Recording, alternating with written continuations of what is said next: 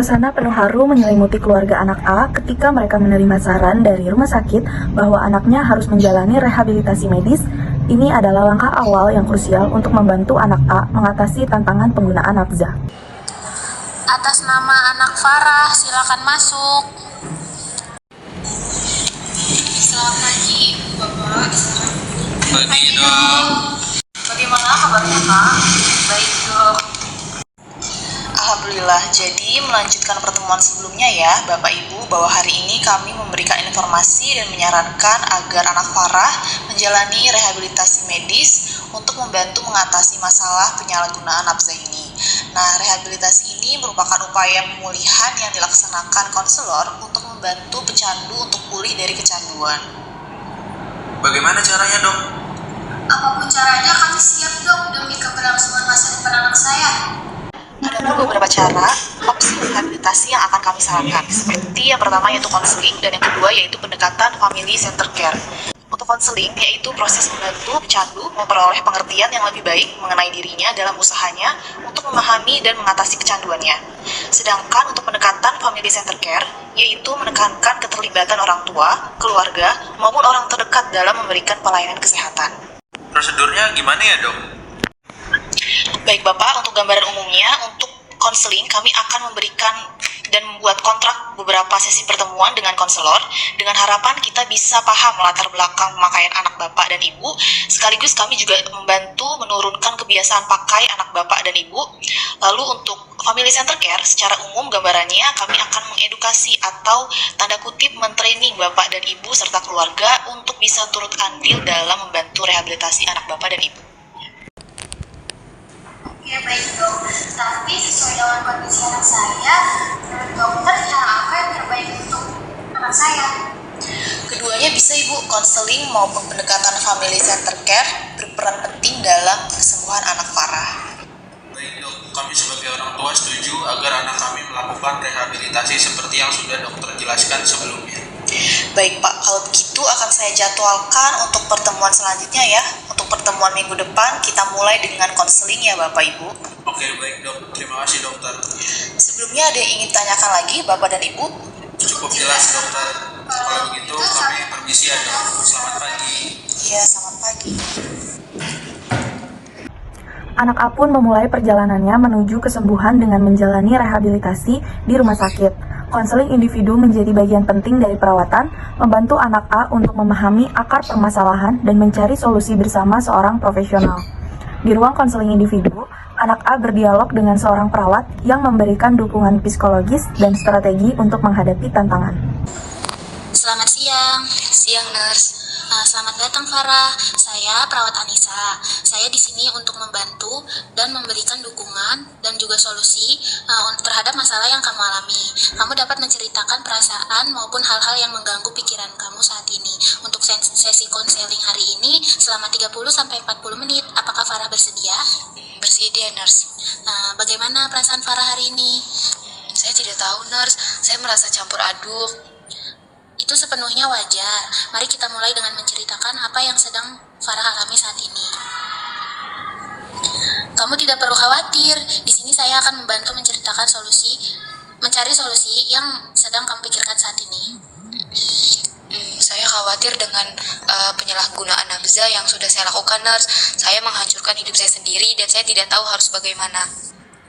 Saya menghargai kejujuran kamu. Kamu sudah melakukan langkah pertama yang sangat penting dengan datang ke sini.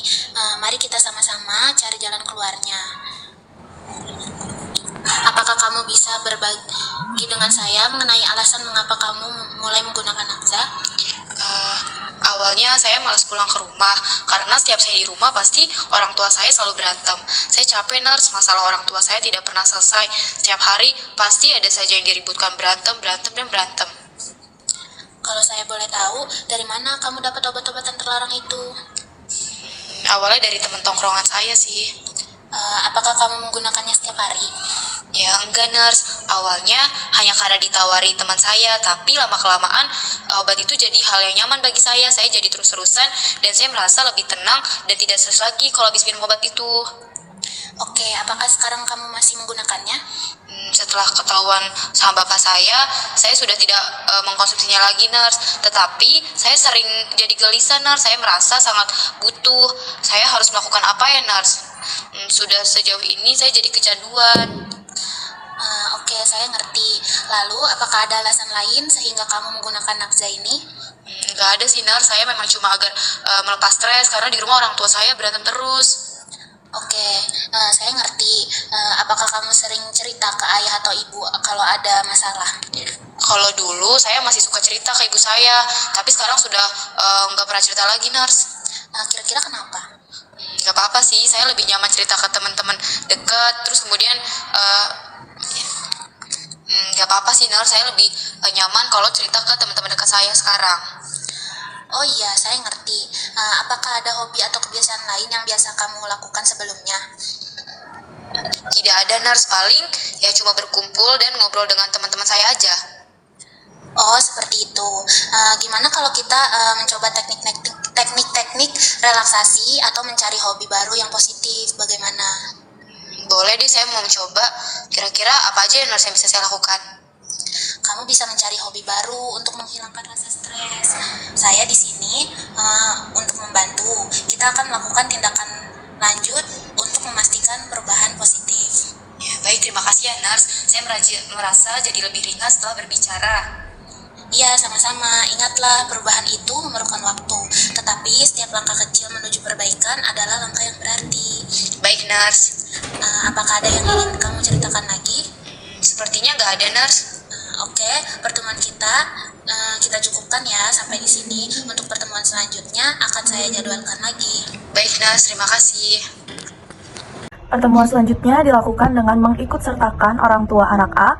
Kedua orang tua hadir menemani anak A melakukan rehabilitasi. Atas nama anak Farah, silakan masuk.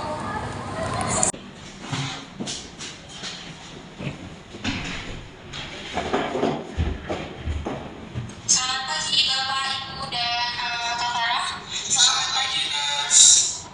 Oke, sesuai dengan janji kita pada pertemuan kemarin, kita akan membahas mengenai FCC atau Family Center Care yang bisa Bapak dan Ibu terapkan nanti kepada anaknya selepas menjalani rehabilitasi, dan diharapkan Bapak dan juga Ibu bisa melakukannya dengan baik dan benar.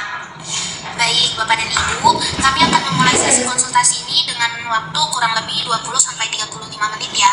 Apakah bersedia? Bersedia, Nurse. Jadi, perlu Bapak dan Ibu tahu, upaya dalam mengubah sikap keluarga terhadap remaja dengan penyalahgunaan nafsa, yaitu tentu saja dengan memperbaiki pola asuh dari Bapak dan Ibu sendiri. Harus diperhatikan juga apakah selama ini pola asuh yang Bapak dan Ibu terapkan sudah benar atau masih ada yang kurang. Selama ini saya pikir pola asuh yang saya kasih sih sudah bagus, Nurse. Walaupun kadangkala kami selalu membebaskan dia dalam melakukan hal apapun, dan akhirnya dia bisa terjerumus menjadi pecandu nafsa. Jadi, pola asuh apa lagi, Nurse, yang harus kami berikan agar anak kami ke depannya tidak masuk atau terjerumus saja menjadi pengguna nafsa? Baik Ibu, pertama-tama penting bagi kita untuk memahami perasaan dan kebutuhan dari anak Ibu.